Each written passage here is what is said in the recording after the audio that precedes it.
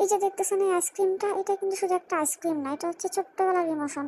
এই আইসক্রিমটা দেখলে মনে হয় যে ইস, আবার যদি ছোট হয়ে যেতে পারতাম, সেই ছোটবেলার মতো রাস্তায় দৌড়াদৌড়ি করে আইসক্রিমটা খেতে পারতাম।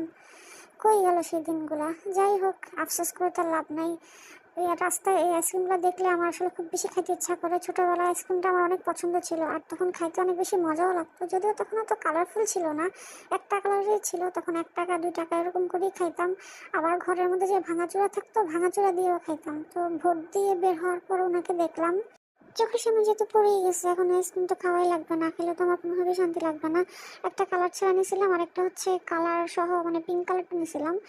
আর আইসক্রিম খাওয়ার যে সবচেয়ে বড় একটা বিষয়, মানে সবচেয়ে বড় যে এক্সাইটমেন্টের বিষয়, সেটা হলো লটারি। আইসক্রিম খেয়ে লটারি খাওয়াটাই হচ্ছে সবচেয়ে বড় মজার বিষয়। ছোটোবেলা অবশ্য মাঝে মধ্যে পাইতাম, কিন্তু এবার কেন জানি পাই নাই। আমি 2টা আইসক্রিম নিয়েছিলাম, 2টা আইসক্রিম নিয়ে 2বার লটারি ঘুরাইছি, কিন্তু একবারও পাই নাই। 2বারই আসলে একটু একটুর জন্য আটকাই গেছে এরকম মনে হচ্ছিল। যদিও ছোটোবেলা অনেক বেশি পাইতাম। আজকে যেটুকুই, টাটা।